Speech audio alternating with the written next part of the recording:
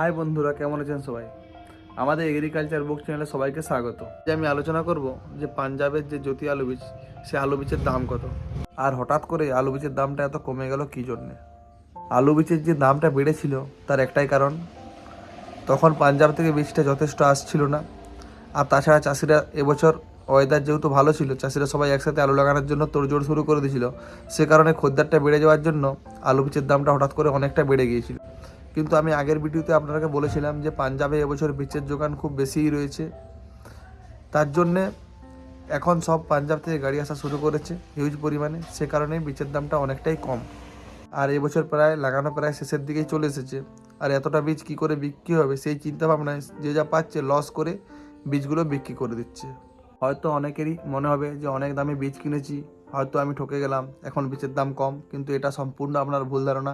আগে যে বীজ পেয়েছেন, যে কোয়ালিটির বীজ পেয়েছেন, বর্তমানে কিন্তু সেই কোয়ালিটির বীজ পাবেন, তার কোনো রকম আর গ্যারেন্টি নেই। মোটামুটি চন্দ্রকোনা রোডে আলু বীজের দাম যদি ধরেন 1400 থেকে 2200 টাকার মধ্যে আপনারা সব কিছু বীজ পেয়ে যাবেন। গোপালের জি, সামেরেস, এই টাইপের যেসব কম দামি বীজগুলো আছে একটু সাইজে বড়, এগুলো আপনারা পাবেন 1500 থেকে 1700 টাকার মধ্যে। করণের কেএফ, গুরুদোয়ালের জিএস, সুভাষের এস, এই টাইপের যে বীজগুলো আছে এই বীজগুলো মোটামুটি আমরা পেয়ে যাবেন 1800 থেকে 2000 টাকার মধ্যে। ভাটির বি, কাপুরের কেএফ, খয়রার কেএফ, টিএফ, এইসব বীজগুলো মোটামুটি আপনারা পেয়ে যাবেন 1900 থেকে 2200 টাকার মধ্যে।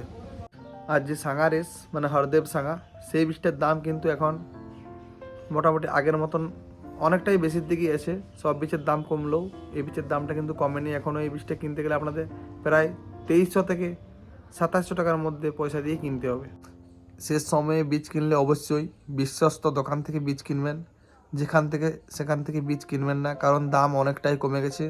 এখন বীজ কোনটা সঠিক কোনটা বেঠিক সেই বিবেচনা করে বীজ কিনবেন। দাম কমে বীজের কোয়ালিটি কিন্তু আর আগের মতন পাওয়ার সম্ভাবনা অনেকটাই কম।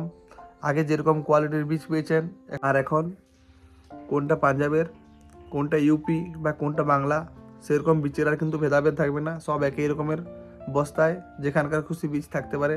আলু বীজের দাম যেরকম আছে আশা করি এরকমই থাকবে। এখন আলু বীজের দাম বাড়ার কোনো সম্ভাবনা নেই, কারণ যে নিম্নচাপ বা বৃষ্টি হলো 2-4 দিন, তাতে কিন্তু তেমন কিছু ক্ষতি হয়নি।